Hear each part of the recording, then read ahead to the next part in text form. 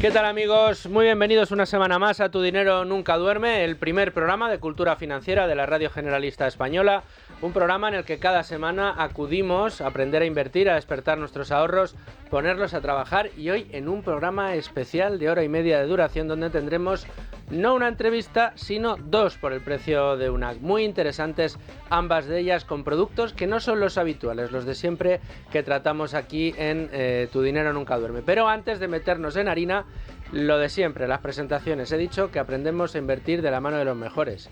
Uno de los mejores, Domingo Soriano. ¿Cómo estás, Domingo? ¿Qué tal, Luis Fernando? Muy bien. ¿Te consideras uno de los mejores? No, pero para eso están nuestros invitados.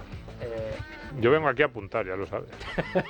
Es verdad, a tomar notas. Yo estoy todo el día tomando notas porque dicen cosas muy interesantes. Y a apuntar como los apuntadores. Eso es. Muy bien. Luis Alberto Iglesias, Luigi, desde Value School. Tú sí que eres uno de los mejores. No, yo también apunto. Yo me apunto a apuntar y a aprender con los mejores, como modestia, siempre, hombre. modestia. No es verdad, pero encantado de estar aquí. El que no es el mejor soy yo, eso seguro. Pero Manuel Llamas, ¿cómo estás? Pues muy bien, aquí estamos. La prueba de que estamos rodeados de los mejores, y yo no me incluyo, es que Domingo y Luigi no se consideran a sí mismos los mejores. Prueba inequívoca de que son los mejores. Desde luego, y tú el tercero. Por eso tengo siempre a mis mosqueteros, y los mejores de verdad son nuestros invitados. De momento no les voy a descubrir nada, vamos a dejar la sorpresa para cuando arranquemos la entrevista, pero sí que les digo que tenemos que hacerles las recomendaciones de siempre. Vamos a empezar por Value School. ¿Qué tenemos que recomendar hoy en Value School? Bueno, pues hoy es el día en que termina el plazo de matrícula que hemos abierto solamente para nuevos alumnos para el curso de opciones financieras que imparte Carlos Santiso. Es un curso con una herramienta que te permite, va a sonar un poco increíble, pero que te paguen por esperar a que se pongan a buen precio las acciones que tú quieres comprar. Ya está, es así de sencillo. Parece increíble, pero es verdad. Son las opciones. Opciones financieras te lo permiten hacer, las call, las puts, ese tipo de cosas se ve con profundidad en el curso y se puede encontrar toda la información y descargar el programa en la parte de formación de la web de Value School, que es www.valueschool.es. Hasta hoy domingo a las 12 de la noche, a la medianoche, se puede uno apuntar. Un minuto después te quedas fuera. Carlos Santiso, que ha estado aquí. Sí, un fenómeno, y en Value School además. Y que probablemente alguno de sus alumnos de ese curso, más tarde o más temprano, tendrán que pasar por esta mesa a contarnos cómo le ha ido la cosa con las opciones. Sin duda. Muchas gracias, Luigi, por esa recomendación. Manolo, desde la cuadrilla, ¿qué tenemos? Creo que tenemos redoble de tambores. ¿A ti te gusta el oro?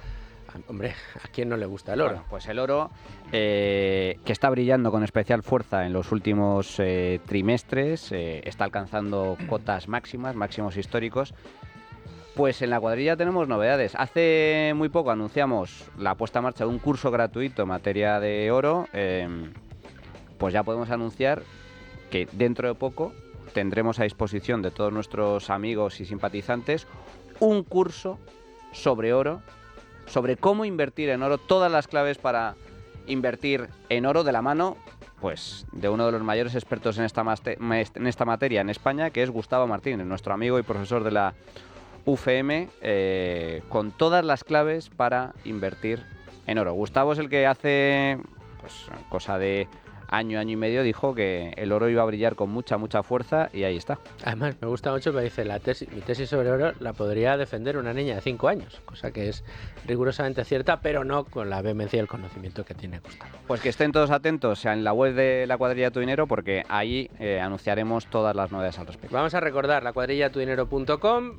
Hacerse amigo de la cuadrilla es facilísimo, es gratuito, simplemente tienen que registrarse, dejar su correo electrónico y pueden disfrutar de todos los contenidos que hacemos adicionales a este programa en el canal de YouTube de la cuadrilla de Tu Dinero. Por supuesto, también hablaremos y comentaremos con profundidad en qué consiste este curso, por si están interesados ustedes en hacerlo.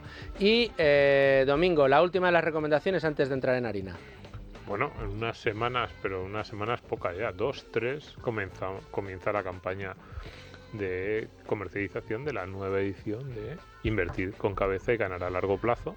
Ese curso que ya tiene más de 1000 alumnos. Empezamos la edición, un poquito más. En 2-3 semanas empezamos la campaña, en 2-3 semanas más el curso. La quinta edición ya de Cómo invertir con cabeza. Y yo creo que un curso pues que está muy bien, y a los que les interese o los que piensen, pues esto, que echen un vistazo a la web del curso, porque allí pueden inscribirse en la lista de espera, pueden ver los contenidos. Los profesores, los colaboradores. Profesores, yo creo que se van a llevar un susto, van a decir, pero todo esto, sí, todo eso en Invertir con Cabeza y más, porque habrá sorpresas para la quinta edición. Porque lo bueno es que esto es un curso vivo y cada edición se va enriqueciendo con nuevos contenidos que nuestros más de 1000 alumnos nos han ido incluso sugiriendo a lo largo de estas ediciones. Muchas gracias a los tres. Nada, me callo y arrancamos la entrevista del día. ¿Estás harto de bajas rentabilidades? ¿No quieres seguir pagando altas comisiones? Traspasa tus fondos de inversión a Finicens y podrás obtener una mayor rentabilidad. Más información en el 910-483-004 y en finicens.com. Finicens, especialistas en inversión pasiva. Bueno, y les habíamos prometido un programa especial, un programa de gran duración con dos grandes entrevistas. Tenemos con nosotros a un amigo, Gustavo Martínez. ¿Cómo estás? Muy bien. Asesor financiero, sí. Profesor de la UFM, amigo de este programa, inversor en oro y, tenemos que decir, uno de los protagonistas de nuestro curso, como nos ha contado Manuel Llamas, el curso de la cuadrilla para invertir en oro. Tenemos aquí a nuestro profesor, Manuel. ¿El hombre del oro o el hombre de oro? El hombre del oro, de oro no soy. Ni tampoco, es de carne y hueso, me he hecho. ¿No? Sí. Pero sí que he de reconocer que en el último año he ganado dinero con el oro. Sí. Un poquito, ¿no? Un poco, sí. Sí, no, apenas, ¿no? O sea, no, pero es curioso, a ver, el día de hoy, y nos lo va a presentar ahora como merece Luis Alberto Iglesias Luigi, desde Value School, que es quien nos ha propuesto este programa con Gustavo, pero déjame que diga que, no recuerdo la fecha, pero fue hace unos meses, hizo una predicción en plan... este año el oro pasará de los 2.500. Tardó 2 semanas en darle la razón. O sea, es verdad que es una de las tesis que más controlada tiene, es uno de los activos que más controlados tiene, y para todos aquellos que estén mirando este activo, que lo quieran incorporar a su cartera, pues programas como hoy, cursos como los que tenemos en la cuadrilla, han de ayudar. Luigi, nos traes a Gustavo. Cuéntanos. Bien, Gustavo es profesor, como habéis dicho, pero también es un divulgador muy activo. Gustavo, recuérdanos cuál es tu cuenta en Twitter, donde publicas habitualmente opiniones sobre muchísimas cosas, economía y finanzas especialmente. Bueno, la que tengo es @GustavoBolsa, todo junto. Y en Telegram tengo un sitio donde hablo de tesis de inversión sobre empresas, entre ellas pues algunas mineras de oro, que se llama Un paso por delante de la bolsa. Vale, perfecto. Entonces, ahí que ya los oyentes y espectadores se metan y se den de alta porque se aprende mucho con él. ¿Por qué le hemos invitado desde Value School al programa? Porque siempre tenemos como amigo invitado, como especialista en los últimos 5 minutos, y yo le dije, Gustavo, el oro es el activo de moda, la gente que escucha el programa habitualmente oye hablar de acciones, que es renta variable, oye hablar de renta fija, que es deuda, pero muchas veces se preguntarán, oye, ¿cómo puedo yo invertir en el activo de moda? Luego, si quieres, te pregunto también acerca del Bitcoin, que es como el oro digital, porque muchas veces se ponen en relación los dos. ¿Cómo podría yo invertir en oro especialmente sin llevarme lingotes a mi casa o monedas de oro a mi casa que tenga que guardar en cajas fuertes? Oye, que si a alguien le sobra un lingote, yo voy y lo recojo, ¿eh? O te digo, incluso Gustavo, si nos dicen, no, es que así es una forma excelente por esta razón y esta otra. Para empezar, me gustaría que a lo largo del programa sepamos eso. Pero tengo una pregunta especial que formularte, porque especialistas que han venido a Value School a hablar sobre inversiones, generalmente, Gustavo, han descartado el oro. No lo consideran como un activo de inversión, porque no genera flujos de caja. Entonces, claro, el analista te dice, yo algo que no genera retornos, no genera caja, flujos, además previsibles, es que yo no lo puedo valorar. Tendrá un precio, que es el precio al que la gente lo compra y lo vende en el momento de los mercados. Pero ¿cómo valoro yo algo que no me va a producir nada nunca? Bueno, muchas gracias, Luigi, por la invitación. De verdad que es un enorme honor, ¿no? Y sobre todo viniendo de quien viene y de la casa en la que estás, ¿no? Bueno, yo soy muy contrario a eso que dicen, ¿no?, los analistas. Yo creo que es una manera de justificar su alfa, su salario. Hombre, si estás invertido en algo que no produce ningún flujo de caja, salvo que tengas un análisis macro, no tienes de otra manera de justificar cómo has llegado a ese objetivo, ¿no? En una empresa, pues sí que tienes que medir, ¿no? Puedes medir cosas y, por tanto, de alguna manera puedes justificar que te estoy cobrando una comisión de un 1%, o un 2% al año, ¿no? Es como si yo compro Standard & Poor's 500, un ETF, ¿no? Pues al final no tendría ninguna cabida, ¿no? Que yo cobrara un 1,5%, un 2%, ¿no? Esta famosa frase de el oro no produce flujos de caja la mencionó Warren Buffett, ¿no? En su día, ¿no? Y era una de las críticas que se le hacía al oro, ¿no? Es que Warren Buffett dice que no hay que comprar oro porque no genera ningún tipo de flujo de caja, de rendimiento exógeno. Y que si no se trata de que genere rendimientos exógenos, se trata de que genere rendimientos, ya sean implícitos, como es el caso del oro, con un puro valor intrínseco, o ya sean exógenos, o que puedes medir porque generan cupones en caso de la renta fija, dividendos en caso de la renta variable, alquileres en caso del real estate, y eso puedes traerlos al presente, ya sabes, y mediante un descuento de flujos de caja o de descuento de dividendos puedes calcular el valor objetivo de un activo, ¿no? Pero eso no significa que no tenga valor o que pueda tener mayor valor que cualquier activo que genera flujos de caja exógenos, ¿no? Y eso es así porque si cogemos el oro en términos de euro, desde que nace el euro hace 25 años, resulta que ha subido un 9% anualizado.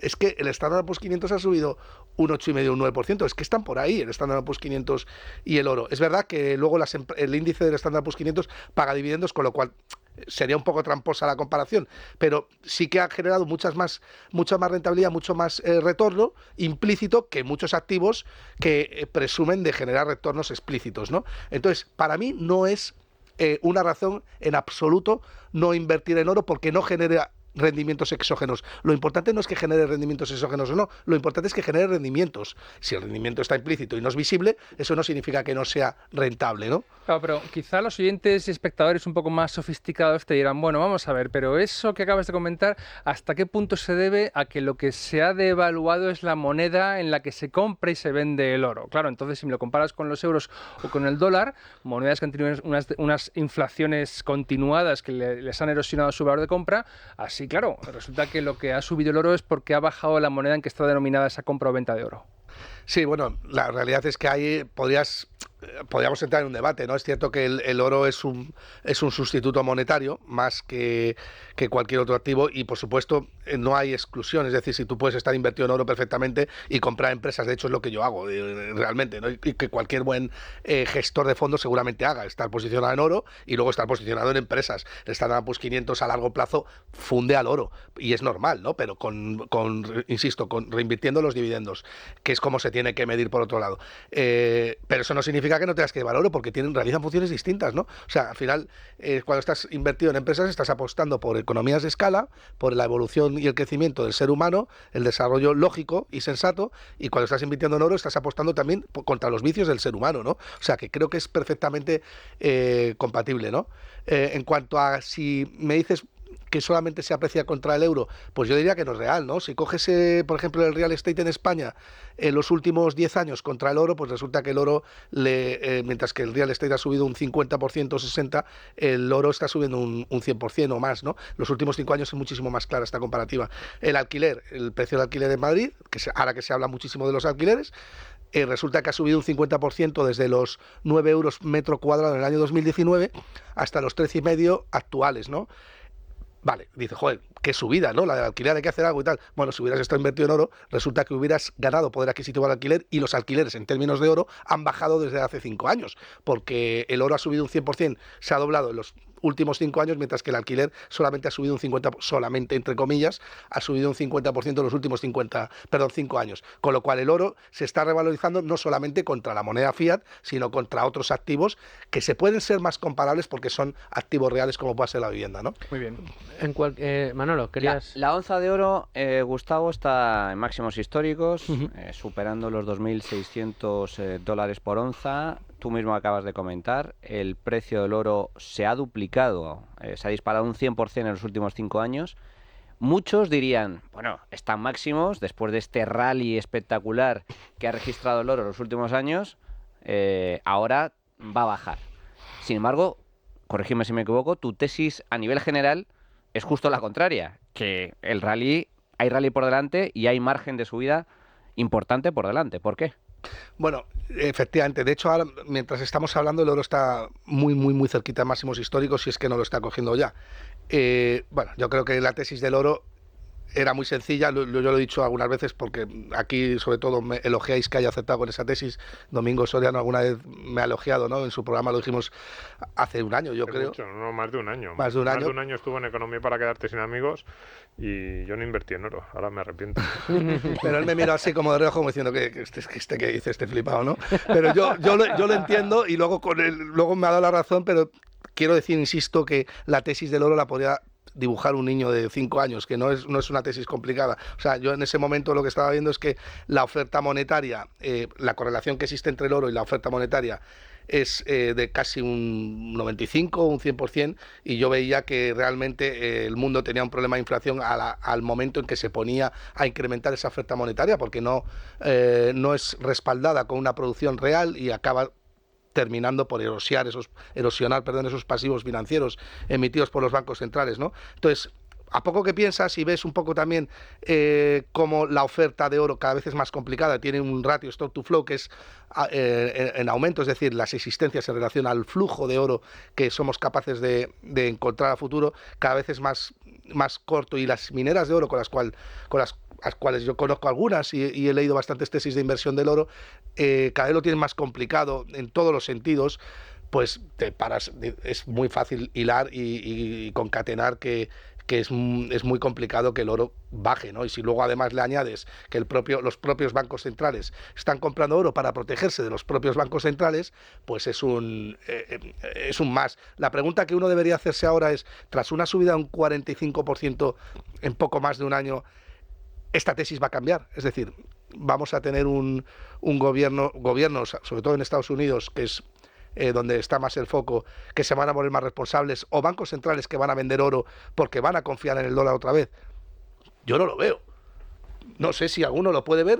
En serio, a mí si gana Trump, quizás a lo mejor me preocupe un poco el hecho de que Elon Musk haya llegado y haya dicho que hay que controlar el gasto público. Eso a mí, desde el punto de vista de tenedor de oro, me preocupa un poquito, porque digo, bueno, si empiezan a ponerse a controlar el gasto público, resulta que no financian las bajadas de impuestos con déficit, como lo quiere hacer Donald Trump, porque ha dicho que baja los impuestos, pero no ha dicho que vaya a tocar el gasto, y eso lo exporta al resto de países mundiales y vuelve un dólar mucho más fuerte, y en consecuencia deprime el resto de divisas, pues yo empiezo a temer el hecho de tener oro en mi cartera. Pero sinceramente no me fío de esa tesis. Está claro que no la puedes descartar, pero no es la tesis predominante dentro de mi sentido común, ¿no? No, aparte, a ver, yo lo que le veo al oro, y corrígeme si me equivoco, Gustavo, o bueno, discutimos sobre la tesis, pero el oro tradicionalmente ha funcionado como una reacción a la inflación, es decir, la frase mítica, típica que aquí hemos repetido hasta la saciedad es que con una onza de oro un romano se compraba una túnica y ahora te compras prácticamente con la misma cantidad un buen traje. Un buen traje hecho a medida. Un carruaje en aquella época, hace 2000 años, y ahora un coche. Sí, sí. Es la comparación, es decir, que te preserva el poder adquisitivo. Y claro, en un escenario con los países desarrollados absolutamente endeudados, con 10 años con tipos de interés prácticamente en cero negativo, con quantitative easing a dolor, sin ningún tipo de preocupación. Es decir, una política hiperexpansiva en la generación de masa monetaria, pues claro, juntas el hambre con las ganas de comer y dices, pues claro, aquí la inflación al final se va a hacer presente de una manera o de otra, y el oro tiene que hacerse valer, tiene que ganarle precisamente a esa inflación para poder mantener el poder adquisitivo, con lo cual si estás invertido en el oro terminarás obteniendo esos resultados. Ahora bien, si en algún momento eso se da la vuelta, la tesis del oro se vendría abajo.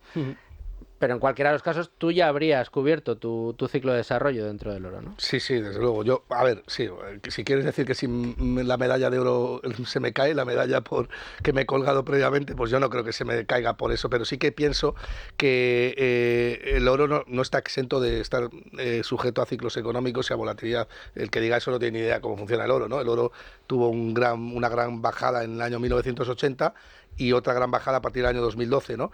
Después de 2 grandes subidas que tuvo el oro, ¿no? Y si nos paramos a analizar qué pasó en esos momentos, porque yo recuerdo que el oro en la década de los 70, 80, con Volcker, antes de que llegara Volcker, con la gran inflación de Estados Unidos, subió un 1.250%. En esa misma época el Standard & Poor's 500 dobló un 100%. Es decir, el oro multiplicó por 12 y el Standard & Poor's 500 multiplicó por 2. Y luego vino la gran caída. En el año... Claro, Volcker puso los tipos en el 20. Claro, pero ¿qué pasó ahí? 20%. O sea, si lo queremos ver en clave política, ¿qué pasó ahí? Que vino una persona que se cargó la administración Carter. Porque perdió la administración Carter y Reagan le ganó las elecciones porque provocó una gran crisis al subir los tipos de interés a máximos históricos y provocar la crisis en Latinoamérica. Es decir, ¿a costa de qué revaluaste el dólar? A costa de hacerte tú la daiquiri. O sea, es una responsabilidad política que podríamos denominar, encasillarla dentro de la honestidad, ¿no? O sea, eso pasa muy poquitas veces a lo largo de la historia, ¿no? La honestidad en el ámbito de la política brilla por su ausencia, más bien. Es decir, hay políticos que termina, se hacen... y termina mal para el honesto. No, pero es que el caso que pone encima de la mesa Gustavo me parece muy relevante, porque efectivamente la administración Carter se hizo la harakiri, perdieron las elecciones porque a costa de controlar la inflación se subieron los tipos de interés de forma brutal, pero eso sucede muy pocas veces. Muy pocas veces.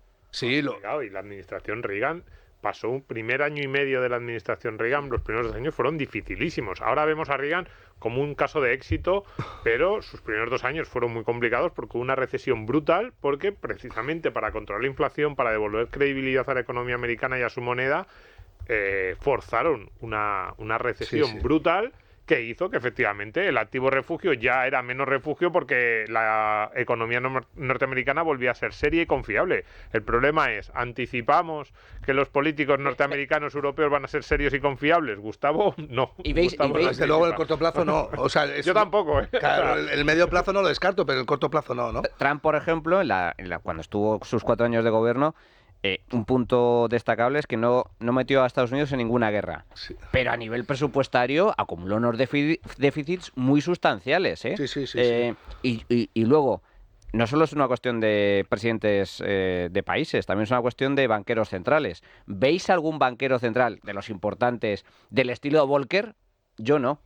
Yo, ¿sabes, ahí, Manuel?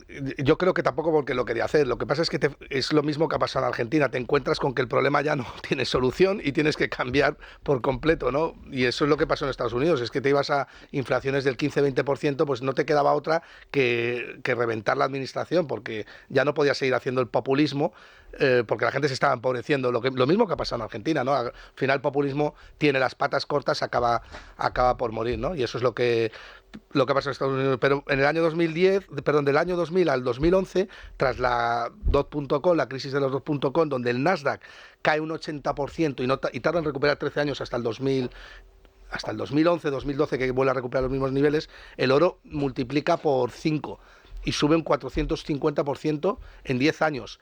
Mientras que el Nasdaq no sube ni un 6 o un 7%, y el Standard & Poor's 500 un 10% en 10 años. O sea, fijaos si el oro es importante cuando, por supuesto, acompaña el ciclo. Obviamente no vas a comprar oro cuando tienes responsabilidad política y no tienes más narices que revitalizar el dólar, porque además estás en una situación donde las valoraciones de las compañías están en mínimos y donde está todo por construir. Es decir, tienes un descuento, un desvío con precio-valor con respecto a las empresas que está en máximos, y ahí es donde vas a entrar a comprar. ¿Cómo no vas a deshacer tus posiciones de oro si el costo de oportunidad de tener oro con respecto a las bolsas es altísimo, ¿no? Mira, Gustavo, estamos hablando de banqueros centrales que manipulan las divisas estatales, la moneda fiat, de políticos deshonestos, es decir, de lo habitual. Y hace poco escribías tú en Twitter algo así como que la gente se plantea un falso dilema, si oro o Bitcoin. Y tú decías, es oro y Bitcoin. Porque claro, Bitcoin precisamente surge para dar respuesta a todo lo que estamos aquí, no denunciando, exponiendo, que son los hechos. monedas fiat en las que no se puede ahorrar porque se manipulan, porque se devalúan, unas políticas que crean inflación porque se supone que cuanto más gasto haya, pues mejor va a ir la economía para todos. No creen que el motor sea la inversión, sino el gasto. Surge Bitcoin como respuesta a todo eso, que permita un activo que permita que las clases medias trabajadoras puedan no empobrecerse lentamente con el paso del tiempo. Tú planteas que no es un dilema, que es un falso dilema, que pueden ser las dos, o mejor, que deben ser las dos. ¿Por qué? Bueno, además, agradezco que me hagas esa pregunta, ¿no? Además, si tomamos una cartera formada por 75% oro, 25% Bitcoin desde el año 2017 y la comparamos con la del MSCI, el World, que es el indexado que engloba las empresas de mayor capitalización bursátil a nivel mundial, mientras que la cartera formada por 75% Bitcoin, perdón, oro, 25% Bitcoin, ha obtenido un 800% de rentabilidad, ha multiplicado por 8, la del MSCI World habría multiplicado por 2, ¿no? Entonces, bueno, aquí la pregunta es, ¿por qué oro y Bitcoin y no oro Bitcoin? Porque en ningún momento el Bitcoin ha nacido para sustituir al oro, ni mucho menos. Bitcoin cumple o intenta cumplir, porque está en un periodo de descubrimiento donde tiene que reducir la volatilidad a medida que los agentes vayan descubriendo más su utilidad, ¿no?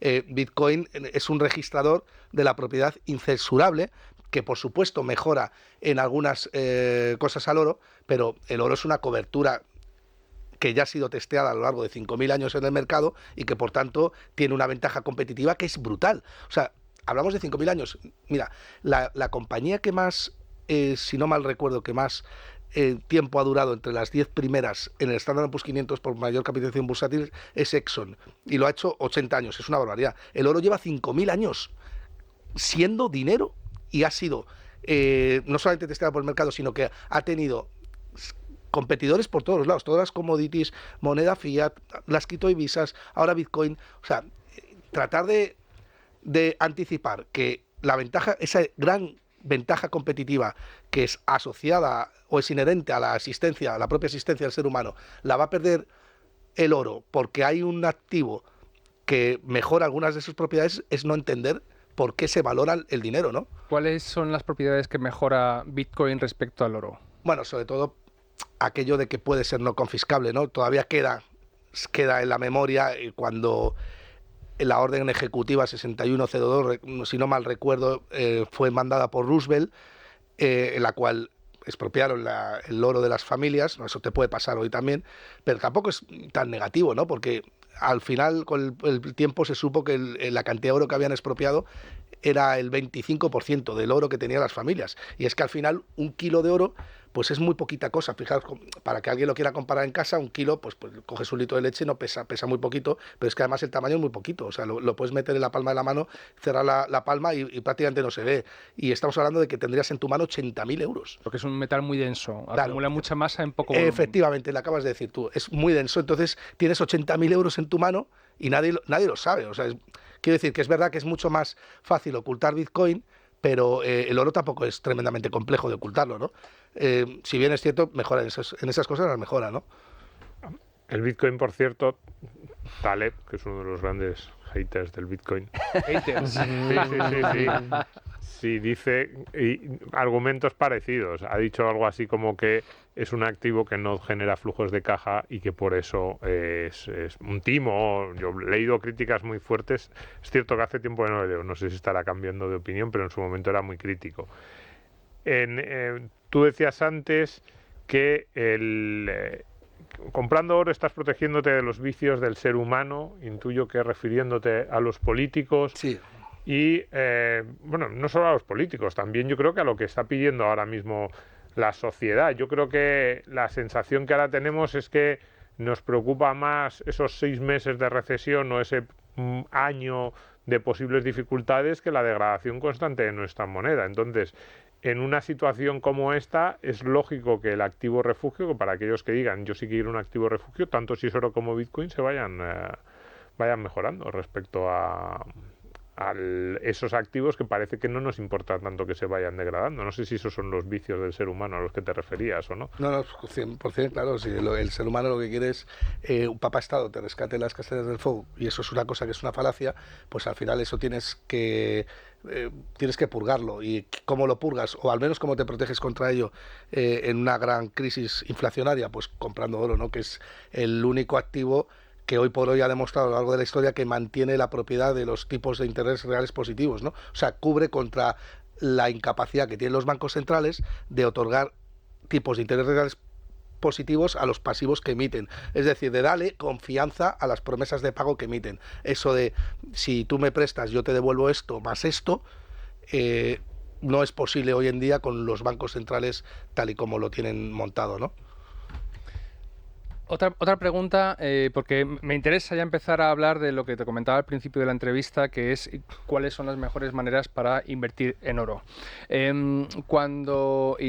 he sacado el tema de Bitcoin, y ahí se leen y se encuentran muchos lemas tipo consignas, ¿no? Que dicen los muy puristas del Bitcoin recomiendan que no se compre, no se tenga a través de un exchange, que es como lo llaman, porque te dicen, si no lo tienes tú, no son tus Bitcoins, ¿no? Si no tienes tú las claves, no son tus Bitcoins.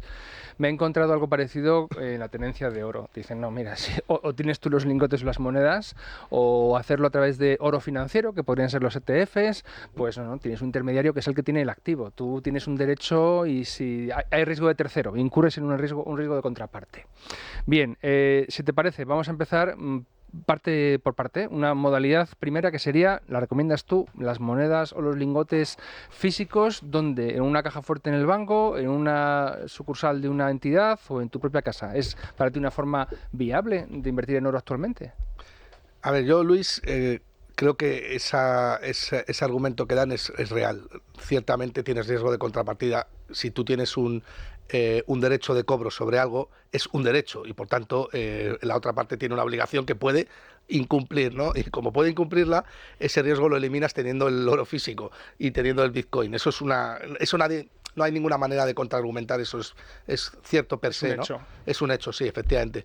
Entonces, dicho esto, si tú eres una persona muy desconfiada, obviamente, y no te fías ni siquiera del mercado, y eso podría pasar en una situación muy hostil, lo mejor es tener oro físico. No hay lugar a dudas. De hecho, si se pusieran las cosas feas, tú no puedes ir con tu papelito de que tienes un ETF en JP Morgan, porque no te lo van a aceptar. Lo que te van a aceptar es la pepita de oro o la moneda de oro. Y esto, a su vez, pues tiene unos costes asociados, ¿no? Que son los costes de intermediación, que precisamente pues son los que eliminas el derecho de cobro sobre eso cuando estás invirtiendo en un activo que está ligado al subyacente del oro, ¿no? Es decir, estás comprando un ETF o un ETC o un fondo de oro, lo que sea, ¿no? Pero claro, todo tiene sus ventajas y sus desventajas. Si no tienes un gran patrimonio, ¿para qué te vas a meter en líos de oro físico, ¿no? O si no tienes un sitio bueno donde guardarlo, ¿para qué te vas a meter en líos de oro físico? Si tienes 2 millones de euros o 1 millón de euros de patrimonio, claro que es recomendable tener oro físico, ¿no? Porque tienes que diversificar. Probablemente el que tenga 1 millón de euros tendrá una cartera ya en la cual una parte de la cartera es papel. Cuando digo papel me refiero a renta fija y a renta variable. Es decir, son promesas de pago al final, porque son derechos contraídos con terceros que prometen devolverte algo, ¿no? Pero pueden no devolvértelo, ¿no? Estarías incurriendo lo que acabas de decir tú, riesgo de contrapartida, ¿no? Y además tienes un riesgo de mercado. Si tienes la parte física, no lo tienes. Y como lo que tienes que hacer cuando tienes patrimonio es reducir la volatilidad de tu cartera, o medir un poco lo que es el retorno frente al riesgo que asumes, que sería el ratio Sharpe, pues tienes que tener cuidado de esas cosas, ¿no? Ahora, si me dices que vas a meter 100.000 euros, ¿cuánto oro físico compras? Pues yo creo que no es lo más recomendable tener oro físico, ¿no? Si te gusta, pues puedes tener una moneda de 2.500 euros, o 5.000 o 10.000, ¿no? Pero bueno, al final lo que te quiero decir es que tampoco la gente tiene que tener mucho miedo en dónde meto el oro, porque 1 kilo de oro es ridículo. Es ridículo, y son 80.000 euros. Es decir, tú puedes tener tu casa en la palma de tu mano y dices, madre mía, y tener tu casa, que a lo mejor puede ser 300.000 euros, y dices, 300.000 euros a la gente le ha costado toda una vida, ¿no? Ahorrarlos, ¿no? Pues imagínate tener toda una vida en tu mano izquierda y decir, esto es toda mi vida. Todo lo que he hecho en mi vida lo tengo aquí registrado. Bueno, pues oye, te da miedo tenerlo, pero eso lo puedes guardar de una manera fácil, ¿no? Tiene unos costes, claro. Entonces, bueno, Para patrimonios pequeños yo lo recomiendo, para patrimonios grandes es un más, es obligatorio. ¿Y los ETFs? Perdón, es que venga, me dejáis un ETF. ¿Cuáles serían los criterios para cuando ya hemos descartado la tenencia física de oro en casa por las razones que acabas de explicar, tú a un ETF de oro, que sería un oro financiero, ¿qué le exigirías? ¿Qué criterios tendría que cumplir para que tú dijeras, pues mira, sería una buena opción para invertir? Bueno, un ETF de oro, sobre todo que esté respaldado por una buena casa. O sea, la diferencia entre un ETF y un ETC, que son las dos maneras directas de invertir en oro, es que un ETF es un fondo que cotiza en bolsa, es decir, que se comporta como una acción, pero es un fondo que puede tener oro físico, puede tener mineras, puede tener oro en royalties, distintos tipos de activos, pero sobre todo el oro físico lo tiene, está ligado a que está guardado en alguna cámara o en algún gran banco. Eso es un ETF de oro. Los ETCs puede no darse esta cosa, ¿no? Los ETCs pueden tener simplemente un contrato en el cual un deudor, es la diferencia entre un ETC y un ETF, ¿no? Un ETC es deuda. Es alguien que te promete que te va a pagar algo en función de lo que vas a hacer al otro algo, que es el activo subyacente. Entonces, si yo tengo un ETC, yo me llamo Gustavo Martínez y te digo, mira, tú me prestas esto y yo a cambio te doy el comportamiento del oro en los próximos 2 años, ¿vale? Pero yo no tengo oro físico, simplemente es un contrato. Pues eso tiene bastante más riesgo, ¿no? Entonces, vale, es verdad que puedes tener otro tipo de ventajas, como que es más barato, o a lo mejor te puede dar mayor apalancamiento operativo y tal, pero para mí mi recomendación para cualquier cliente retail es que compre un ETF de una marca grande, tipo JP Morgan, Vanguard, cualquiera de estas le puede valer, y estas casas tienen el oro físico del ETF guardado en cámaras. ¿En Europa se pueden comprar? Había entendido que no, los ETFs de oro, que solo se pueden comprar ETCs por temas de la normativa UCITS y ese tipo de cosas. Yo creo que hay una manera de hacerlo a través de UCITS. Yo he comprado ETFs y no he tenido problemas, pero sí que es verdad que últimamente he leído por ahí que habían prohibido ETCs. A los no profesionales creo que se les prohíbe Pero yo el ETC lo entiendo que lo prohíban porque... No el ETF. El ETF no lo entendería que lo prohibieran en absoluto, porque el ETF estás comprando oro físico, pero otro te lo está almacenando, realmente. Pero lo que sí que sé que han prohibido, o al menos le han puesto coto, es al ETC. Eso lo entiendo porque es deuda y es un... Bueno, no entiendo que prohíban absolutamente nada, ¿no? Pero entiendo que le pongan mayor seguridad en tanto en cuanto es más complejo de entender, ¿no? Pero los ETFs de oro son facilísimos de entender. Y ya digo, son fondos en los cuales puede coexistir el oro con otras maneras de invertir en oro, ya sean mineras o royalties, y que están cotizando en bolsa. Y la parte que tú tienes de oro está físicamente almacenada en alguna cámara corazada. Dejadme que haga un pequeño inciso y aproveche esto, y ya que soy el director y me arrogo el turno de palabra, después de dar el consejo que voy a dar, voy a preguntar yo, ¿vale? Pero el consejo que voy a dar yo creo que os va a gustar a todos los que estáis en esta mesa, y es que si todavía no os lo habéis planteado, por favor, hacedlo. Va a tener lugar en Andorra, entre el 9 y el 10 de noviembre, el Andorra Economic Forum. AndorraEF.com es la web donde pueden encontrar toda la información de los ponentes, de los conferenciantes, de las distintas membresías a las que uno puede acceder para poder asistir a este foro. Evidentemente hay que irse a Andorra, pero bueno, oye, 2 días es un viaje que merece mucho la pena. Andorra es un país ¿tú has maravilloso. estado? Yo estuve el año pasado, tuve el honor de que me invitaran a la Andorra Economic Forum #1, el primero que se celebró en Andorra, espectacular. Y este año es el segundo año que se celebra. Andorra es un país maravilloso. Y que se puede, ya que has estado allí, ¿qué se puede encontrar alguien que quiera asistir? Puestos bajos. Eso es lo primero. No, bueno, pero para eso tienes por que la calle. Pero por la calle no está, como diría Yolanda Díaz, no hay impuestos bajos allí andando por la calle, ¿no? Allí, Andorra es un país que merece la pena conocer porque es muy curioso. Es un pequeño pueblo de montaña. Pero donde hay una renta per cápita muy alta y donde se vive extraordinariamente bien. Pero si vas a Andorra, o sea, el motivo para ir a Andorra en estas fechas es justo el ¿Pero qué te encuentras en este congreso? Pues te encuentras perfiles de máximo nivel, de grandes divulgadores a nivel económico. Este año está Juan Ramón Rayo, por ejemplo. Está Daniel Lacalle. Sí. Está Daniel Lacalle. Y luego está Iván Espinosa Los Monteros, Rubén Manso, Marcos de Quinto. Ismael Clemente, que es uno de los grandes empresarios de este país, el CEO de Merlin Properties.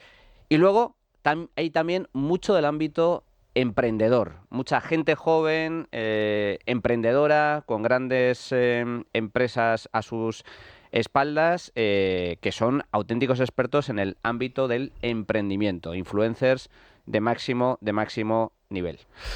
Bueno, pues para todos aquellos que estén interesados, insisto, andorraef.com, ahí encuentran este Andorra Economic Forum, tienen toda la información y pueden ser, tienen desde una entrada estándar de ya no se puede, sold out. La entrada estándar, sold out, 150 euros. Ya tienen que ir a la Gold o a la Diamond. Gold 600 euros, Diamond con absolutamente todo. Entrada VIP, pulserita para las cenas de interés, para los mejores networking, etcétera, 3.000 euros.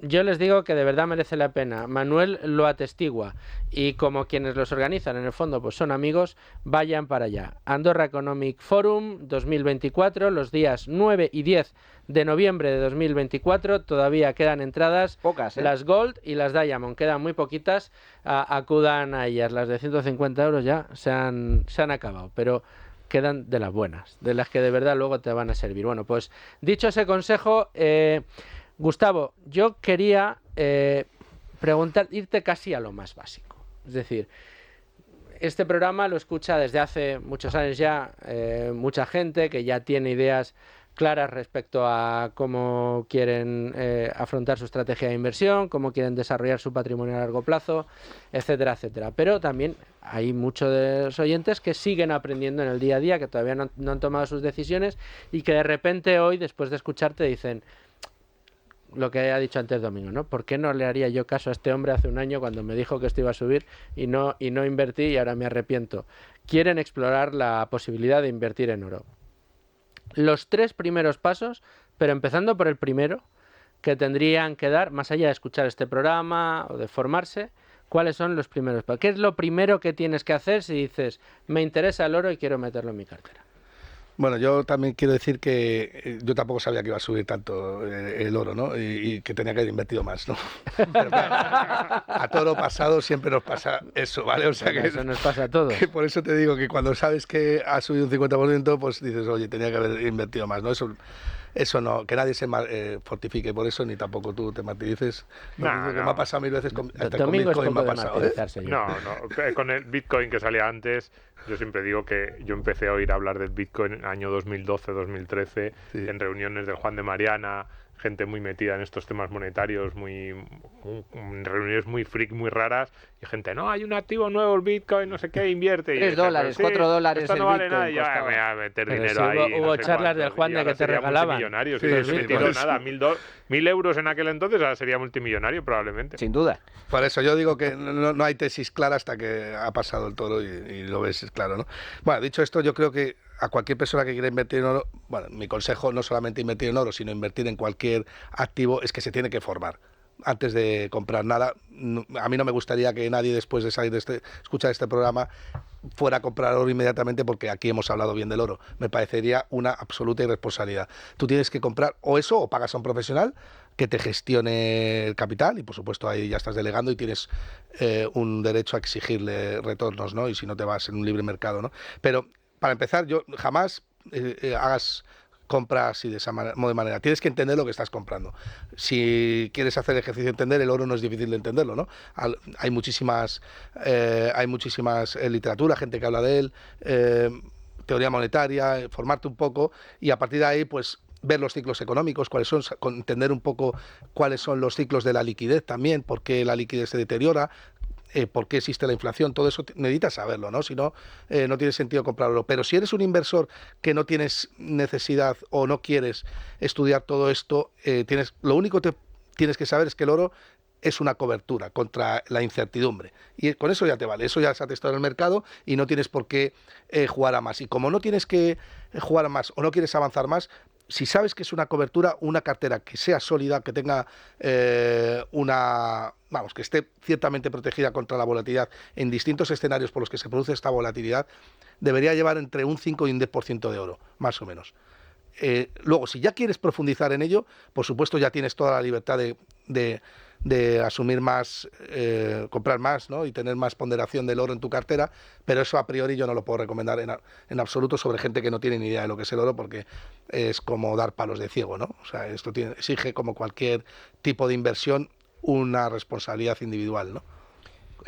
Siguiendo con las preguntas que estaba comentando Luigi, dentro de las diferentes formas de invertir en oro, hay una que además tú también eres un experto en la materia, que es la de comprar mineras, mineras de oro. Y mi pregunta va por ahí, es decir, si el oro ha subido tanto, ¿por qué no es más sencillo y más fácil, entiendo, pues comprar oro, ya sea oro tú físico y tenerlo en casa, como delegar la guarda y custodia de ese oro a través de un intermediario mediante la compra de un ETF? Pero sin embargo, y es cierto que tú y otros grandes gestores que invierten en oro lo hacen a través de mineras. ¿Por qué? ¿Cuál es la ventaja de invertir en mineras? Bueno, aquí ya estaríamos hablando de apalancamiento operativo y por supuesto estaríamos hablando de una especialidad mucho más especial, ¿no? O sea, las mineras no tienen absolutamente nada que ver con el oro, aunque lo pueda parecer, ¿no? En tanto en cuanto puede subir muchísimo el oro y las mineras no subir o bajar, como ha pasado durante muchos años, ¿no? De hecho, este año están empezando a subir, ya llevan un 30 o un 35% de subida, pero están muy lejos de como deberían de estar teniendo en cuenta la cotización del oro. O sea, realmente las mineras están cotizando como cuando estaban en el año 2016 con un oro a 1.200, 1.300 dólares la onza, porque la minera es una compañía, una empresa más, ¿no? Y que además es dificultad, o sea, es difícil estudiar el modelo de negocio de una minera. O sea, una minera no es pensar que vas a cavar un agujero y encontrar el oro, ¿no? Tiene unos gastos asociados a ellos que son los all-in sustaining cost o los costes de caja. Todo un universo de cosas que hay que analizar detenidamente, pero si bien y a grandes rasgos es cierto que un oro más alto favorece más o favorece de una manera más positiva que la minera obtenga unos márgenes más elevados, ¿no? Pero claro, para que tengas unos márgenes operativos más elevados tienes que reducir esos costes. Por tanto, no te vale de nada entender el lado de la materia prima si no entiendes cuáles son los costes asociados a la extracción de ella, ¿no? Y qué ha penalizado todo este ciclo a las mineras, sobre todo la mala asignación del capital de los CEOs de las mineras, que eso se ha corregido bastante, y un proceso de inflación que se ha cargado los costes de inflación en los costes operativos, los ha elevado a máximos en prácticamente todas las mineras. Las mineras son negocios muy intensivos en CAPEX y a poco que aumenta la inflación, la curva de costes es muy difícil de trasladar al precio final y sufren muchísimo, ¿no? Por tanto, las mineras están bien penalizadas, han estado bien penalizadas, pero si tu tesis de inversión ahora empieza a ser que la inflación está más o menos controlada, no del todo controlada, pero con repuntes que puedes asumir dentro de los márgenes, entonces sabes que las mineras pueden tener un potencial upside bastante interesante, ¿no? Y has dicho antes algo que casi curiosidad de profesor, porque yo ahora también doy teoría monetaria en la parte práctica. Y debe ser un lujo escucharte. Ahí estamos. Y una de las cosas que les damos a los alumnos, no, lo que es un lujo es que los alumnos, yo doy la parte práctica, la teoría la da Rayo. Bueno, pero no, les digo a mis alumnos que no sé si son conscientes de lo que es tener a Rayo de profesor en una asignatura que se llama teoría monetaria. Yo creo que no son conscientes, no, en el futuro a lo mejor lo saben, lo que han tenido. Y yo les digo muchas veces que una de las claves por las que el oro se ha mantenido a lo largo de la historia como la mejor moneda es quizás la característica más complicada de entender para el profano, porque siempre pensamos que si es transportable, divisible, que es duradero, que es esa relación flujo-stock, que ha sido más o menos constante a lo largo de la historia. Y tú te he querido entender al comienzo del programa, decías que eso está cambiando, que ahora ya no es posible llegar a ese 2%. Siempre parece que el 2% era como una cifra mágica que se sacaba de oro cada año, más o menos el equivalente al 2% del total del oro que había en el planeta. ¿Cómo está eso ahora? Porque también puede influir bastante, claro, en el precio del metal y, bueno, no sé si en las mineras, si cada vez les resulta más complicado encontrar oro, si no ha habido grandes, descubrimientos o yacimientos en los últimos años. Bueno, pues es una gran pregunta, ¿no? Sobre todo si quieres anticiparte, porque como hemos empezado el programa, el oro no genera flujos de caja, lo tienes que valorar por el stock to flow, que al final es la escasez o el stock, lo que hay de oro en existencias con respecto a lo que somos capaces el ser humano de extraer a futuro. La realidad es que, bueno, para que la gente lo entienda. O sea, todo el oro que hay en la Tierra es de 201.000 toneladas. 201.000 toneladas de oro las puedes meter en una piscina olímpica entera. O sea, la gente puede decir, es que hay una cantidad inmensa de oro. No, es que todo el oro del mundo, 200.000 toneladas de las cuales Estados Unidos solo tiene 8.000 y es el país que triplica al siguiente, porque el siguiente es Alemania con 2.500, lo puedes meter en una piscina. O sea, es que no hay tanto oro como la gente puede creer que puede visualizar, ¿no? Pero se estima, y esto sí que hay estudios muy buenos al respecto, que la cantidad de oro que queda por extraer en el mundo, incluidos los océanos, o sea, si tuviéramos un Elon Musk en cada país y tal, ahí intentando extraer oro, sería algo súper ficticio, ¿no? Pero es de 50.000 toneladas más. Con lo cual, lo que acaba de decir Domingo es muy interesante, porque la oferta de oro, que se ha mantenido constante en torno al 2% y por debajo, lo normal es que el stock to flow aumente, es decir, que la oferta cada vez sea menor y la extracción de oro con respecto a las existencias se vaya reduciendo. ¿Y esto qué significa? Pues que cuando tú reduces la oferta de un bien, pues el precio se dispara, ¿no? O sea, al final hay muchísimos drivers a favor de que el precio del oro suba, entre ellos y así es como se deben valorar los bienes. Si tú das teoría monetaria, sobre todo habiendo tenido a Rayo de profesor, pues es... a Rayo te puede decir, una de las cosas que siempre va a defender es que la manera de valorar los bienes es que son escasos económicamente. O sea, el bien el ser humano valora un bien porque su demanda es siempre mayor que su oferta, ¿no? Porque eso es el concepto intuitivo de relación de escasez, ¿no?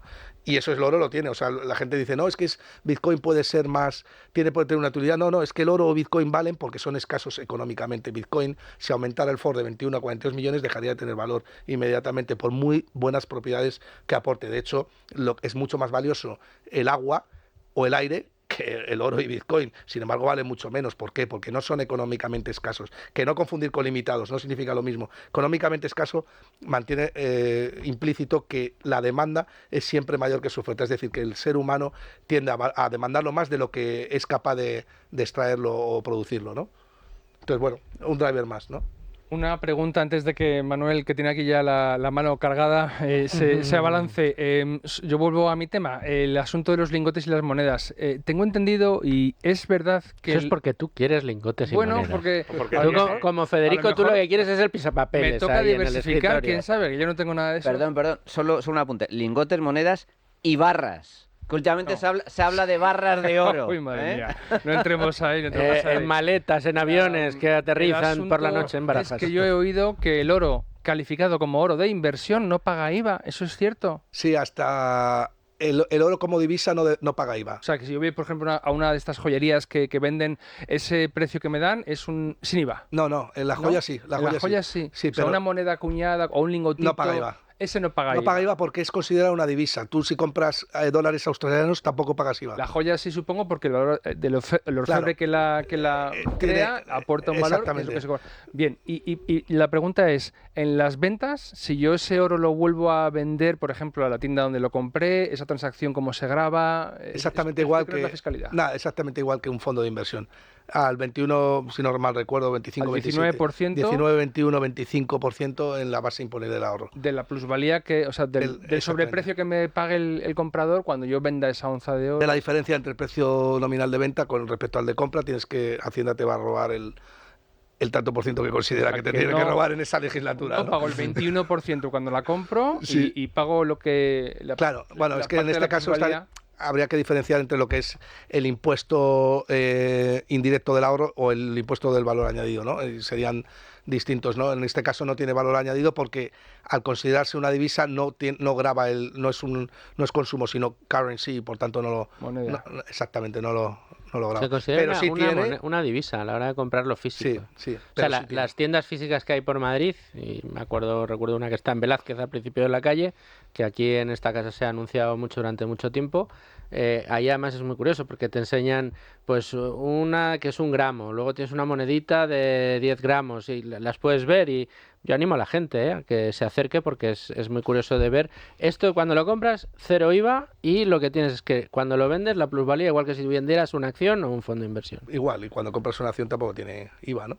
Efectivamente, exacto. Exactamente, es que es lo mismo, es como un producto de inversión Igual, lo único es eso, que a la base imponible del ahorro pues te van a hacer la retención correspondiente en función del beneficio patrimonial que hayas obtenido. Una vez vendas. No, y luego, no, solo que la gente que si no ha tenido la posibilidad, la experiencia de tener oro en la mano. Sí, sí, que Es una experiencia. Hay algo ahí Atávico. Fíjate, sí, total. Fíjate, Manuel, que es una experiencia... Manuel es de los que los muerde ahí la moneda, como los piratas. No, pero en serio, Pero fíjate, es una y auténtica aquí sí que maravilla. estaría bueno que estuviera algún mengueriano o algún... Que es una experiencia, pero porque es económicamente escaso. Sí, Porque sí, si hubiera total. mucho oro, Claro. no le No lo darías valoras, importancia. no le das De hecho, las importancia. joyas... o sea, el tema de la joyería era, si os dais cuenta, se colgaba el cuerpo para poder transportarlo de una manera fácil, el oro, ¿no? O sea, luego al final pues se quedó como adorno, pero al principio era para transportarlo tú en tu cuerpo de una manera sencilla, ¿no? Sí, pero además el ejemplo que has puesto antes, Gustavo, o sea, en la palma de la mano un kilo de oro, tienes ahí 80.000 euros. En las dos manos tienes un piso en tus dos manos. Sí, lo que pasa es que la gente no le da valor a eso, porque dice, pero no te das cuenta... Es brutal. Y luego hay otra cosa, a la hora de adquirir una moneda, el spread que paga, la gente se piensa que es muy caro y tal, pero yo conozco brokers que te cobran como mucho un 1,5, un 2% de spread, que es bueno, claro, si lo comparas con el euro dólar, pues es mucho, ¿no? Pero un 2% que pagas por una comisión cuando estás pagando por comprar un piso un 10% muchas veces, pues parece reducido, ¿no? Teniendo en cuenta que el oro se revaloriza mucho más que la casa a largo plazo, eso está demostrado, ¿no? Y además un 2% sobre un activo que lleva en las últimas 52 semanas subiendo un 1% prácticamente todas las semanas, pues en 2 semanas habría recuperado la inversión, ¿no? Si tu tesis sigue siendo la que yo mantengo, que creo que va a seguir funcionando, ¿no? Creo que tenías algo que decirnos. No, simplemente comentabas antes, Gustavo, la importancia de tener cultura financiera, de entender los activos en los que inviertes, la importancia de la formación, el paso número 1, y aquí siempre lo decimos, ¿no? El paso número 1 para ponerte a invertir, ya sea un fondo, ya sea en una acción, ya sea en renta fija, es conocer de primera mano en lo que vas a invertir y tener los conocimientos necesarios, las herramientas necesarias. No por casualidad, este programa nos dedicamos precisamente a eso, a la cultura financiera. Y precisamente, como comentábamos al principio del programa, tenemos en marcha un curso dado por ti, con todas las claves para invertir en oro, para entender el oro, que lo vamos a dar a través de la cuadrilla. Sí, además yo creo que es bastante completo. El que se lo vea, tras el curso sí va a poder tener los conocimientos suficientes para poder invertir.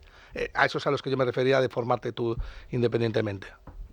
Hay que decir, un disclaimer, tú aquí ni vendes oro, ni te estás... No. O sea, quiero decir que es la charla de hoy que nos ha traído Value School es absolutamente desinteresada, no tienes ningún producto relacionado con oro, simplemente es la tesis que mantienes, es tu estrategia personal y además conoces el activo como muy pocos en España. Quería dejar el disclaimer hecho. Luigi, ¿me dabas un turno de preguntas? Sí, quería, porque volviendo al asunto de que quien tenga un patrimonio un poco más grande, pues ya sí le interesa por diversificación, pues a lo mejor tener una parte en oro físico, además de oro financiero. En Value School tenemos varios vídeos y porque es una estrategia que junto con la de los dividendos a mucha gente le parece muy sencilla de entender, que es la estrategia de la cartera permanente. Una estrategia más que de inversión, es de conservación patrimonial. Yo creo que sería una forma más adecuada de describirla, que plantea que tengas un 25% en 4 activos diferentes, en renta variable, renta fija, en efectivo y después en oro. Claro, eso puede ser mucho oro, si tienes a lo mejor pues ese 1.000.000 que tú has comentado o más. Ahí creo que ya sería casi obligatorio esa diversificación a la que tú aludías. Es decir, que esa persona que invierta, pongamos que tenga ese 1.000.000, pues va a tener que invertir 250.000 euros en un mismo activo. Ya ahí tú dices, pues mira, tenga usted una parte en oro físico, custodiado como usted crea conveniente, después un ETF, después a lo mejor un servicio de custodia de estas bóvedas en Londres, en Singapur, en Suiza a lo mejor, en Ginebra. ¿Es así como se hace a estos niveles, Gustavo? Sí, así. O sea, yo tengo clientes que tienen... Bueno, alguno pues 5 millones de euros y de esos 5 millones pues decide que 1 millón de euros va a ir, medio millón de euros por ejemplo a lingotes que se los custodian en Suiza y el otros 500.000, 100.000 a mineras de oro, otros 100.000 a royalties, 150.000 a un ETC y 150.000 a un ETF. Es una manera de diversificar y así aprovechas todo también el apalancamiento operativo del oro. Pero siempre en grandes patrimonios siempre es muy necesario, no, yo diría una obligación, tener oro físico. Y más en la coyuntura económica a la que nos ¿Te enfrentamos. refieres, y una última cuestión, algunos dicen es que si hay que irse del país te lo puedes llevar, ¿te refieres a eso? Bueno, es que la gente lo tiene fuera del país ya directamente. De hecho, en España no hay casi sitios donde se custodia oro. ¿Y quién va a tener en un país tan socialista oro? Vale. Habéis dejado lo mejor para el final y ya sí que nos quedan segundos apenas. ¿Por qué les traíamos a Gustavo Martínez? Porque es el que mejor sabe el oro. Así que Value School, Luigi, muchas gracias por traernos este programa. Nada. Gustavo, muchas gracias por Muchas haber gracias venido. a vosotros y gracias a Luigi y a Value School por esta oportunidad, ¿no? Gracias a ti, muchas gracias. Bueno, y les he prometido un programa especial en el día de hoy. Vamos a disfrutar durante hora y media. ¿Cuánto tiempo llevo yo diciendo? A ver si nos dan algo más de tiempo, ¿verdad? Pues se nos quedan cortos al final. Pero es especial porque vamos a tener 2 entrevistas, además de 2 productos muy interesantes. Estamos con Tacho Arrimadas. ¿Cómo estás, Tacho? Muy bien, Luis Fernando, encantado de estar aquí otra vez. Director comercial de Santa Lucía AM, Santa Lucía Asset Management, la gestora de activos del Grupo Santa Lucía, un ya conocido para toda nuestra audiencia, un colaborador al que yo le agradezco mucho esa colaboración con ánimo de lucro, donde nos vas dando claves de lo que vamos viendo día a día en los mercados, y te traemos en el día de hoy porque queremos profundizar en uno de los activos, no sé si más de moda, con la que los inversores conservadores se han reconciliado después de peregrinaciones en el desierto de años y años de escasísima rentabilidad, pero un producto que es muy sensible al devenir de los tipos de interés, a las decisiones de los bancos centrales y también de las perspectivas y del miedo que exista en el mercado, con lo cual tiene muchas particularidades y yo creo que hoy contigo nada mejor que ponerle, digamos, todos los nombres a esos adjetivos que estamos buscando respecto a la renta fija, a ese gran producto que es la renta fija. Pero como las tradiciones mandan, Tacho, aquí es mi amigo Luigi el primero que pregunta siempre. Él levanta la mano el primero, pues el primero que le damos la palabra. Bien, va a ser una pregunta casi obligada, que es saber, Tacho, cuál ha sido el comportamiento de este activo de renta fija en los últimos, y aquí tú ya fijas el plazo que te parezca conveniente, 3 meses, 6 meses o año, con el fin de contar a los oyentes y espectadores pues por qué puede ser una buena oportunidad para, si no la tienen en cartera, añadir esta renta fija a su portfolio de inversiones. Pues muy buena pregunta y muy buena forma de empezar. Yo, para empezar, siempre digo que la renta fija no solo es un activo para el ahorrador conservador, creo que también es un activo para el ahorrador, digamos, de riesgo medio, en la medida en la que sirve para balancear las carteras y para servir de contrapeso muchas veces con la renta variable, te ayuda digamos, a modular el perfil de riesgo de tu cartera y muchas veces es un activo que tienes ahí a la espera de que puedan surgir oportunidades en renta variable, es decir, para darle más o menos peso. Pero está claro que para los ahorradores conservadores, y en España hay muchos, eso nos daría para 5 programas, ¿no? Pero desde luego que para el ahorrador conservador, y sobre todo cuando tenemos los tipos altos, es el activo de referencia. ¿Qué es lo que estamos viviendo 2023 y 2024? Pues aunque hayamos empezado a bajar tipos este año, pero las perspectivas de bajada ya estaban ahí, ¿no? Hace unos cuantos meses. Así que ha sido, digamos, hemos vivido en los últimos trimestres un periodo plácido para la renta fija, ¿eh? Las perspectivas de tipos eran a la baja, sabemos que eso a la renta fija le viene muy bien porque hace que suban los precios y por lo tanto hemos estado viendo como la renta fija ha tenido retornos muy buenos, notables en los últimos 2 años y además con perfiles de riesgo verdaderamente bajo. Hemos tenido tipos altos que bajaban y bueno, hace nada, os recordaréis, hablábamos mucho de las letras del Tesoro, ¿no? Unas letras del Tesoro a año, pagando niveles cerca del 4, qué estupendo es. Así que hemos tenido a muchos inversores en España viviendo muy cómodos, ganando rentabilidades 3-4% con niveles de riesgo muy bajos. Ahora, ¿en qué estamos? Estamos en que los tipos efectivamente han empezado a bajar. Y esto no quiere decir que la renta fija esté dejando de ser atractiva. Quiere decir que probablemente hayamos dejado ese mundo maravilloso en renta fija, que eran riesgos estupendos, como pueden ser gobiernos, a plazos cortos con tipos altos, pero sí que es verdad que es momento de buscar oportunidades, a lo mejor en plazos algo más largos, con riesgos muy buenos como pueden ser gobiernos, o incluso quedarte en plazos cortos 2-3 años, pero buscando emisores de crédito, es decir, buscando compañías, lo que se llaman corporates o emisores financieros. Correcto. Ese cambio en la política de tipos de interés que comentas, Tacho, que no tiene por qué afectar en ningún caso a la renta fija, que puede ser incluso positivo porque sube el precio de los bonos. Y de hecho, y me gustaría comentarte específicamente sobre el tema de la política monetaria de los bancos centrales, si ves algún tipo de cambio a corto plazo, porque es cierto que se barajaba ya una reducción de los tipos de interés, pero es cierto que el mercado daba por hecho varias bajadas y todas ellas sustanciales, se ha materializado en apenas una bajada y muy reducida, y además ahora con el tema de la subida del petróleo, etcétera, no sé hasta qué punto el riesgo de inflación está controlado, de tal forma que digamos que sigue siendo un contexto positivo para la renta fija en estos momentos, ¿no?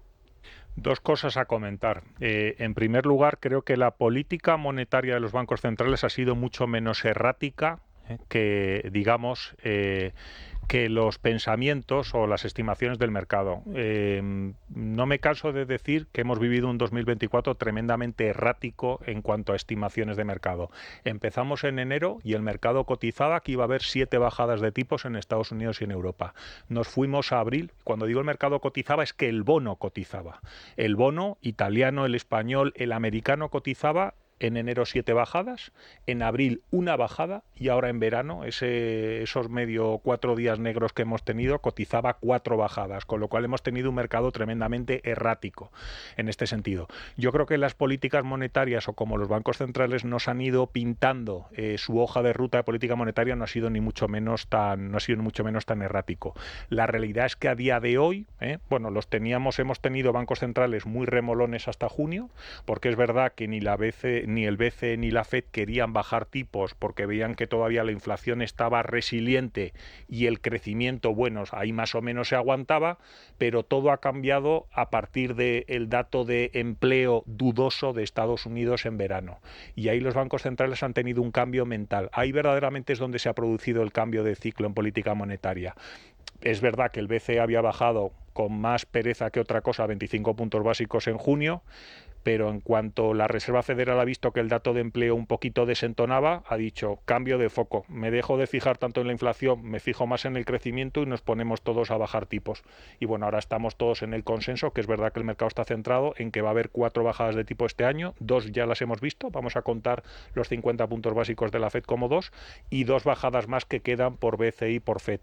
Y los bancos centrales yo creo que ya lo tienen claro a partir de ahora, más foco en el crecimiento, es decir, es verdad que podrán ver cómo la inflación nos da algo de susto, si queréis luego profundizamos más en ese tema, pero van a seguir con su hoja de ruta de bajadas de tipos, aunque la inflación dé algún susto, quiero decir que dé algún repunte hacia arriba, porque lo que les preocupa ahora verdaderamente es no llevarse a sus economías a una recesión, es decir, quieren mantener crecimientos al menos positivos.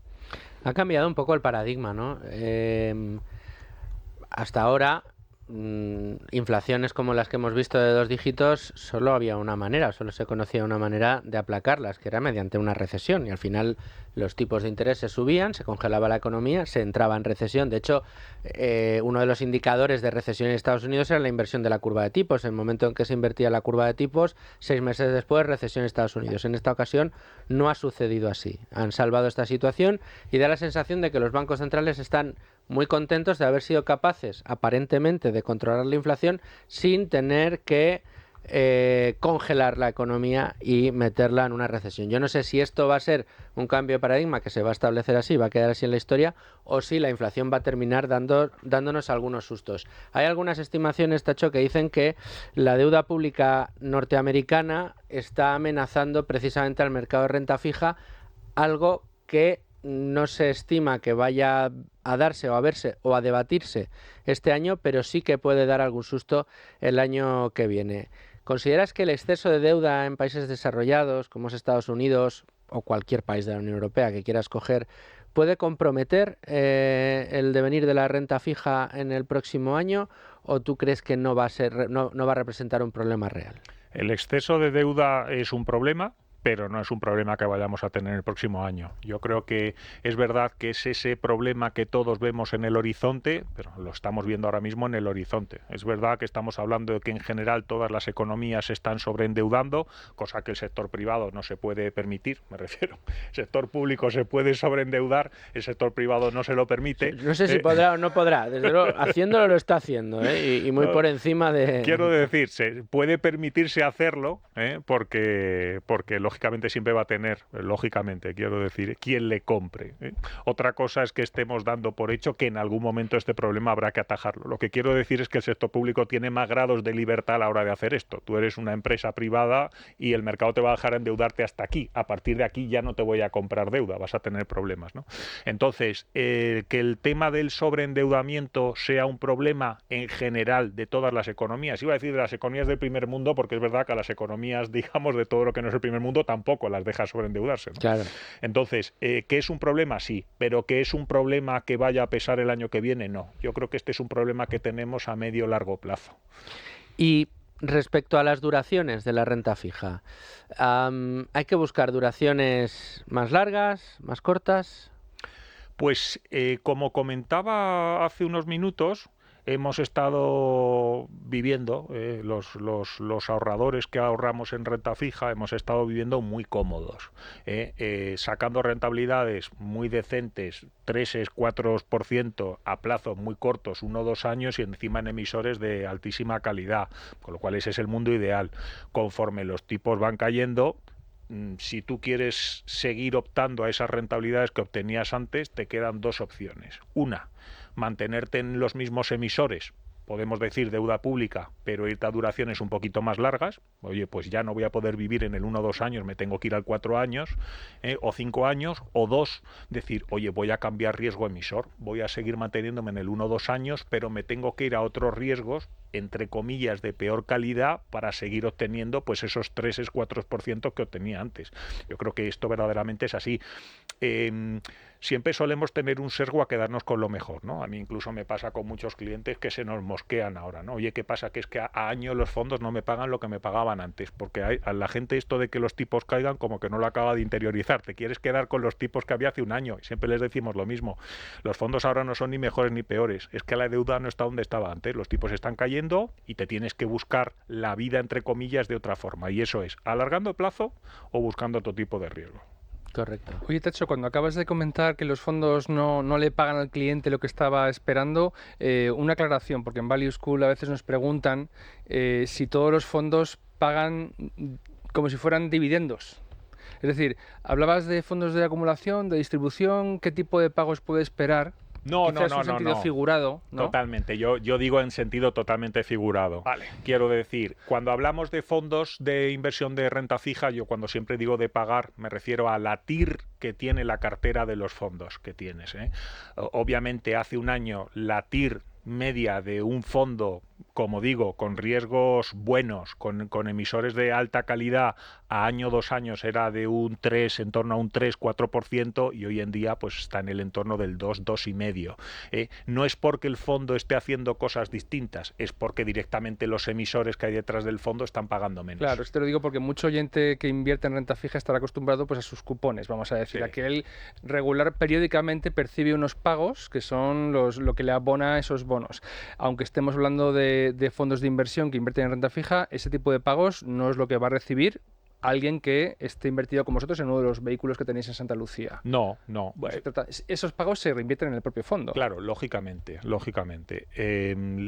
Los cupones son solo una parte de lo que paga un bono. Yo creo que esto también da incluso para otro programa, ¿no? La renta fija tiene 2 fuentes de retorno.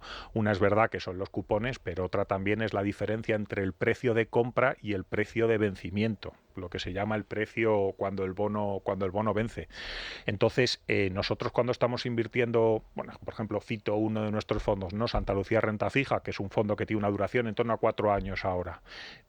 Tiene una cartera 30, 40, 50 emisores. Le vencen cupones de bonos continuamente, que es lo que hace. Los invierte en el plazo de la curva que considera óptimo. No paga dividendos. ¿Podríamos tener fondos de reparto en renta fija? Sí.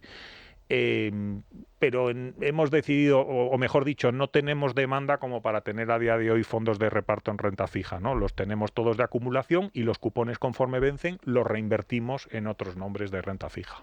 Estás comentando, Tacho, un poco el abanico de fondos de renta fija que tenéis. Has puesto el ejemplo de uno concretamente. Me gustaría que nos comentaras un poco qué otro tipo de fondos de renta fija tenéis en vuestra gestora. Pues actualmente tenemos, y yo, dos grandes categorías, y de una de ellas he hablado muchísimo en estos meses de atrás, ¿no? Tenemos lo que se llaman fondos a vencimiento, es decir, fondos con duración decreciente. En este caso tenemos un par de fondos, Santa Lucía Renta Fija 2028 y Santa Lucía Renta Fija 2026, que compran deuda pública italiana a esos plazos. Y digo siempre que son duración decreciente porque en estos casos sí es como si el cliente se estuviese comprando una serie de bonos y no moviéndolos. Por eso la duración es decreciente, porque cada día que pasa la duración cae, ¿no? Santa Lucía Renta Fija 2026 empezó siendo un fondo que tenía una duración de cerca de 4 años, pero conforme va pasando el tiempo la duración va siendo más corta, y el 2028 hasta hace un mes era un 2024. Hemos vuelto a comprar deuda, lo hemos convertido en un fondo de 4 años. ¿Estos fondos a quién puede interesar? Pues yo creo que a los clientes que se quieren blindar ante movimientos de los tipos de interés. Es decir, quieren decir, oye, yo me voy a comprar un emisor y como sé el emisor que me compro y el plazo al que me compro, mis expectativas de rentabilidad son claras. Me subo en deuda pública, por ejemplo, italiana, 4 años y en función del día que compre sé más o menos la rentabilidad que tengo. Luego tenemos fondos, digamos, de gestión activa, en los que la duración no es decreciente, sino es constante. Por ejemplo, Santa Lucía Renta Fija tiene una duración, puede moverse, ¿no? Pero digamos que siempre en torno a los 4 años, puede estar por arriba o por abajo. ¿En base a que nos mantenemos en esa duración o la subimos o la bajamos? En función de las expectativas de los tipos de interés.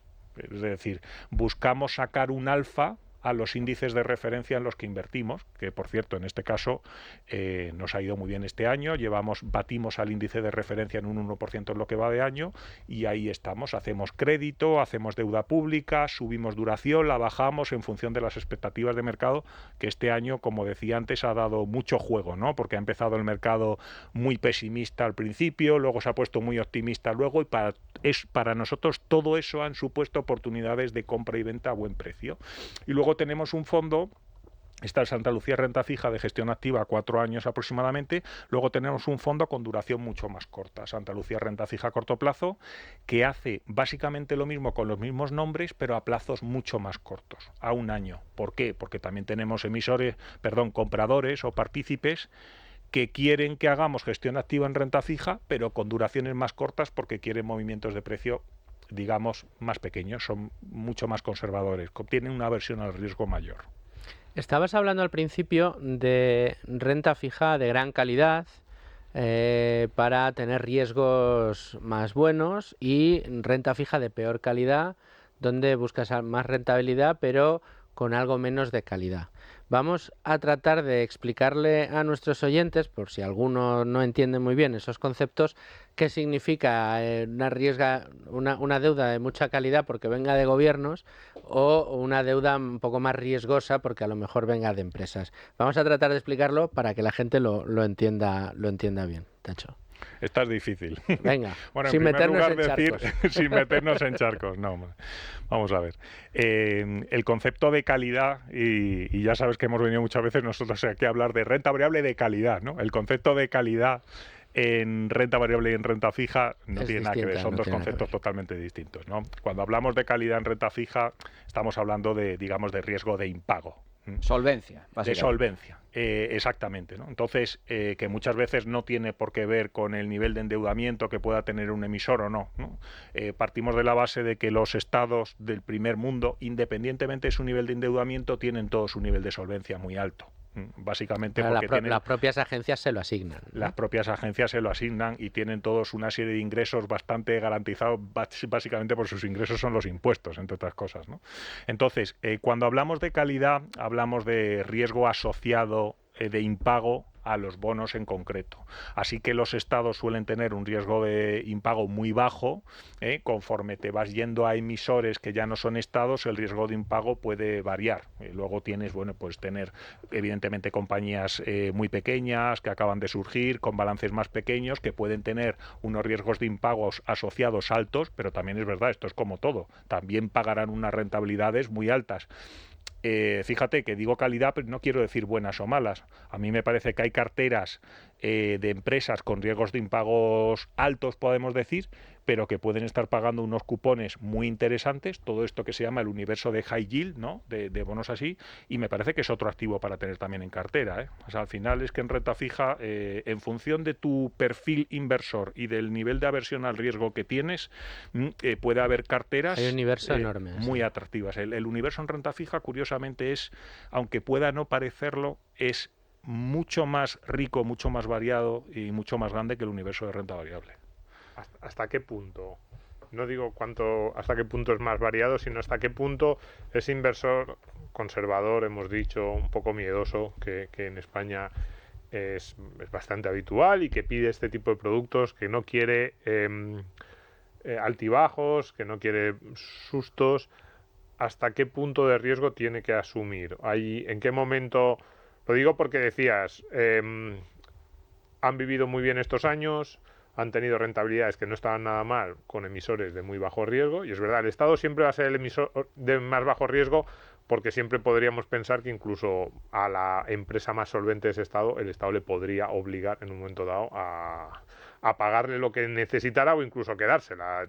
Es un ejemplo extremo, pero por eso siempre parece complicado pensar en un Estado que tenga más riesgo que alguna de sus empresas. Siempre el Estado podría intentar quedarse con ella, ¿no? Entonces, ¿hasta qué punto decíamos que ese tipo de inversores han estado con rentabilidades interesantes a corto plazo con un perfil de riesgo muy bajo?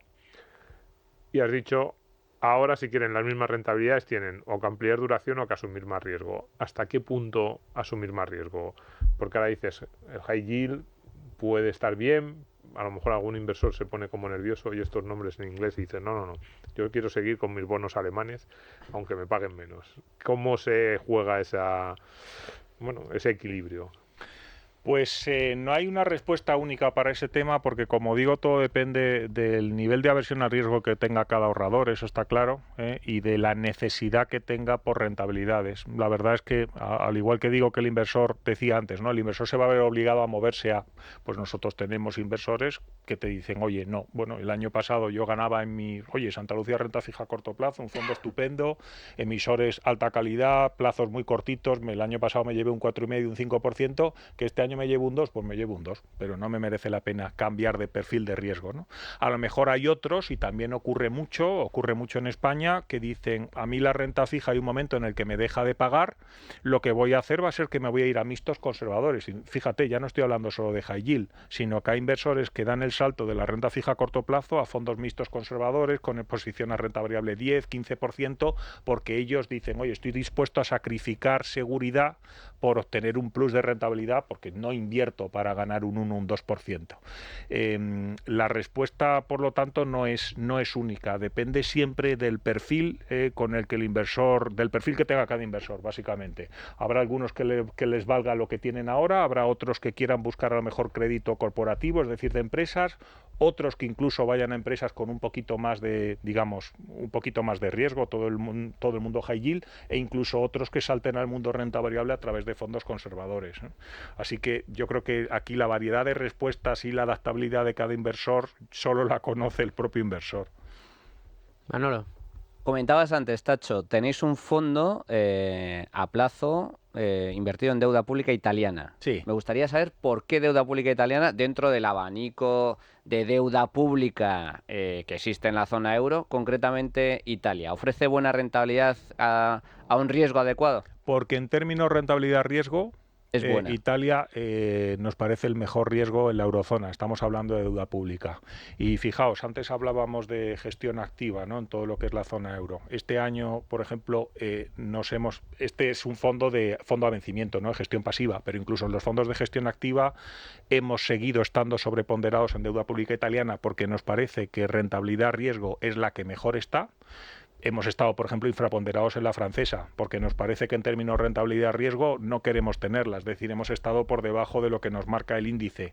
Y en la española, bueno, pensamos que más o menos está en precio.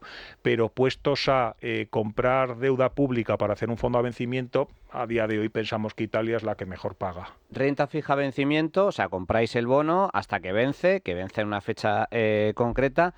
¿Nos puedes decir cuál es la rentabilidad de ese, o sea, a cuánto paga el cupón el gobierno italiano? Pues la rentabilidad ahora mismo que está pagando este fondo a 4 años viene a ser del entorno al 2,30, 2,40% anual.